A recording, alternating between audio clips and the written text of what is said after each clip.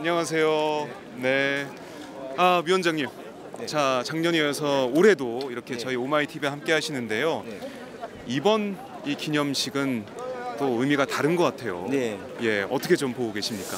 예, 작년까지만 해도 참 박근혜 정권 하에서 네. 또 임을 위한 행진곡도 제대로 못 부르게 하고 이 행사 자체도 정말 하기 싫은 것을 억지로 하는 것처럼 보훈처에서 네. 약식으로 끝내버리고 이래서 참 이 많은 분들이 분노하시고 실망하셨는데 네.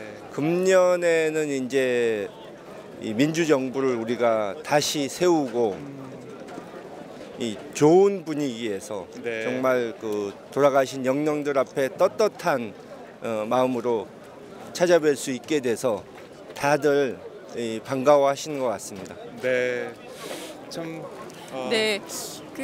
어찌됐든 9년 만에 민주정부를 다시 제3기 민주정부를 출범하고 그리고 이제 5.18 영령들 앞에 떳떳하게 이 민주정부의 출범을 알리는 첫 번째, 저는 사실상 오늘이 국민들과 함께하는 취임식이 아닌가라는 생각이 좀 들기도 합니다. 대통령께서 오늘 어떤 메시지를 내놓을지는 아직 언론에 알려지진 않았는데요. 위원장님께서 좀 바라는 바 있다면 어떤 메시지를 좀 대통령께서 밝히셨으면 하십니까?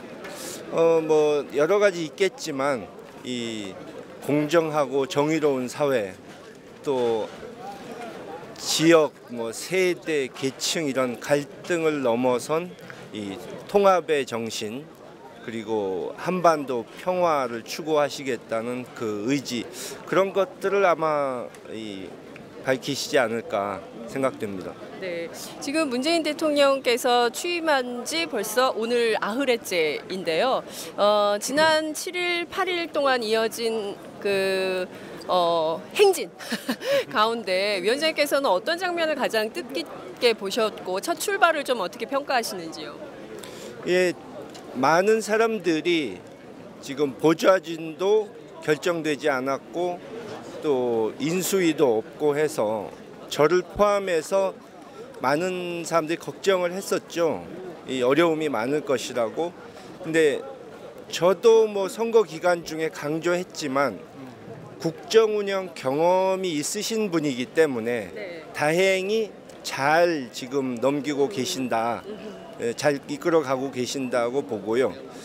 뭐 인상 깊었던 장면이 여러 가지 있지만 네. 인천공항에서 네. 이제 비정규직 문제 해결을 천명하신 부분, 그리고 이제 이 일본과 네. 일본 총리와의 네. 통화에서 예. 이제 단호하게 위안부 문제 합의를 네.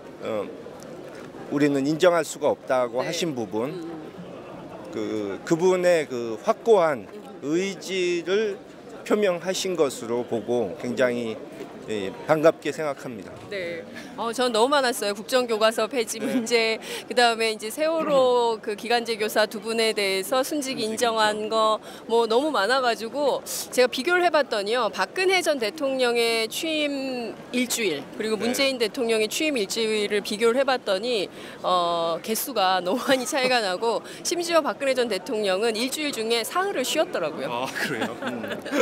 네. 정말 너무 많은 게 비교가 되고 있어가지고요. 그러니까요. 대통령이 바뀌니까 정말 나라가 바뀌는구나라는 생각이 대통령 듭니다. 한 사람이 할 수 있는 일이 이렇게 많구나라는 그러니까요. 것을 아마 우리 국민들께서 절감하고 계시지 않을까 이런 생각이 좀 듭니다. 네. 자, 끝으로 저희 방송 전 세계 499개 지역 그리고 또 전국에서 함께 하고 계시는 우리 시청자분들께 대선도 끝났고 그리고 또 이제 앞으로 한국 정치의 비전에 대해서 한 말씀 부탁드리겠습니다. 네. 이제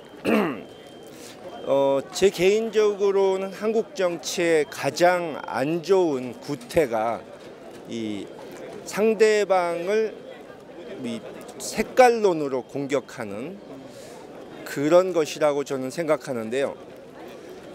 이번 새 정권에서 이 한반도 긴장 완화와 남북 교류를 활성화시켜서 이 안보 문제도 물론이지만 경제 문제도 해결하고 또 지금 말씀드린 그런 색깔론 같은 구태 정치까지도 같이 일소시킬 수 있는 그런 환경이 조성되기를 기원합니다.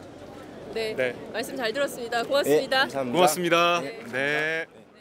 안녕하세요. 예, 생방송 중인데. 안녕하세요. 예, 예. 네. 아이고 정말 역사적인 현장에서 저희가 그러니까요. 인터뷰를 하게 됐습니다. 네.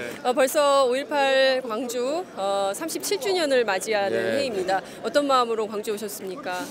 제가 4년 전에 33주년 그 기념식에 한번 참석한 적이 있었어요. 예, 그때만 해도 뭐 지금 현 정부 출범과는 뭐 너무나 다른 분위기, 예, 권위주의 정권 시절이었기 때문에 뭐 참석을 해서도 여러분들 잘 아시다시피 이제 임을 위한 행진곡을 가지고 합창하느니 재창하느니 이런 문제도 있었고 그래서 뭐 저는 뭐 노래 끝까지 뭐 잘 불렀습니다만 그래서 그것이 굉장히 좀 안타깝게 느껴졌었는데 이번에 이제 30주년이 돼서 그때도 뭐 5.18 재단을 통해서 초청을 받고 내려왔었습니다. 근데 막상 내려오면서도 솔직히 말해서 발걸음이 좀 가벼웠어요.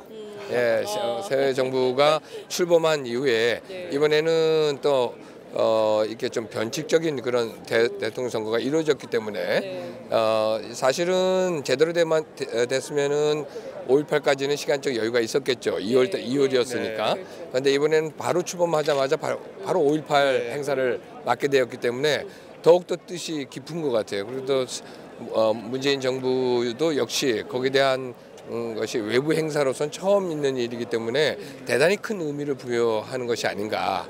또 그것도 어찌 보면 지극히 상식적이고 당연한 얘기를 그렇게 부여하는 일인데 저는 참 그런 의미에서 의미가 굉장히 크다고 생각하고 있습니다. 네.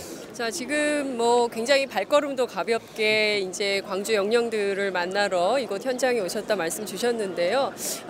문재인 정부, 이제 문재인 대통령 스스로 개인이 아니라 우리는 민주당이 정권을 잡은 거기 때문에 민주당 정부라고 불러주셨으면 네, 좋겠다라고 국민들께 당부하신 바도 네. 있습니다.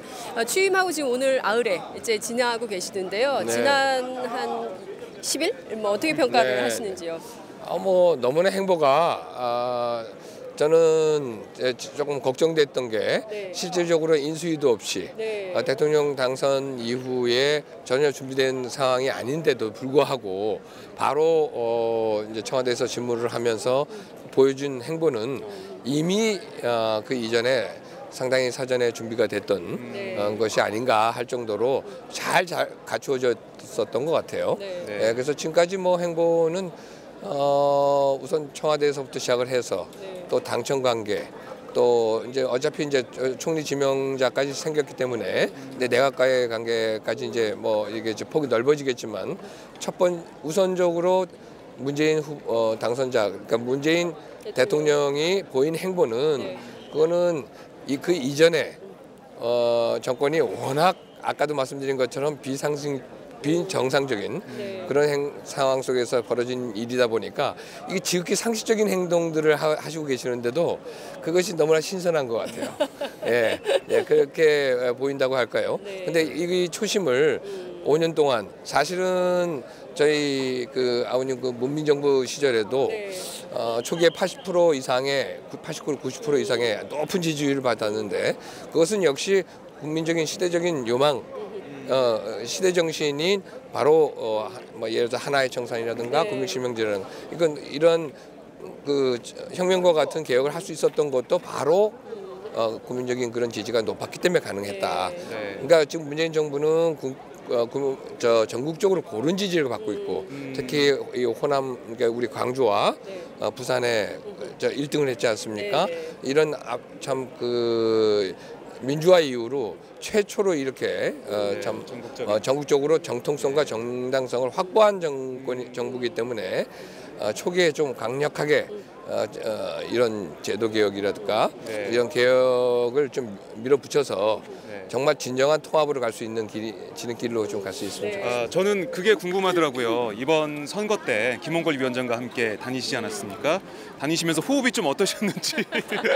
뭐 키가 좀 크고 작고 그거 빼놓고는 호흡이 정말 너무 잘 맞았어요. 그러셨어요. 저희가 다음에 두 분을 함께 모셔서 영호남 토크 통합을 한번 해봐야겠습니다. 가능하면 좀 앉아서 하죠. 네, 하는데 앉아서. 예, 뭐 광주로 시작을 해가지고 부산, 뭐 결국 이제 광화문까지 저희가 같이 끝까지 손을 잡고 이제 전국을 누볐는데 뭐 단순히 이런 상징적인 의미 이상의 30년 전에 민주화 세력이 군정 종식을 시킬 수 있는 절호의 기회를 안타깝게 놓쳤지 않습니까?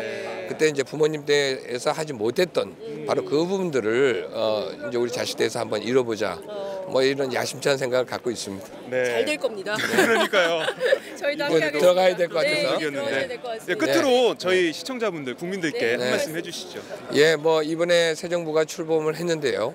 실질적으로 많은 이제 큰 역할을 하실 거라 생각을 합니다. 문재인 대통령뿐만 아니라 문재인 대통령이 지금 선거 기간 동안에도 줄기차게 얘기해왔던 반칙 없는 사회, 또 특권 없는 사회, 나라를 나라답게 만들겠다고 그렇게 했는데 그것이 대통령 혼자만의 힘으로 되는 것이 아니고 결국 당과 같이 또 비록 이번에 같이 동참하지는 못했지만 타당 이런 타 정파 쪽과 같이 통합적인 어떤 그 모습을 보이려면은 이 정부가 가지고 있는 지금 현재 국정 방향이라는 것이 개혁과 통합입니다.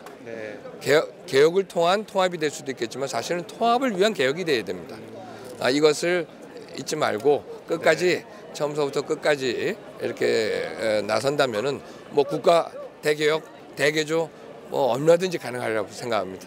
감사합니다. 말씀 잘 들었습니다. 말씀 잘 들었습니다. 고맙습니다. 고맙습니다. 마지막 하나까지 제거하지 못하면 또다시 증식하는 헬리코박터. HP7으로 더 강하게. 헬리코박터 프로젝트 윌. 더 이상 방치하지 마십시오.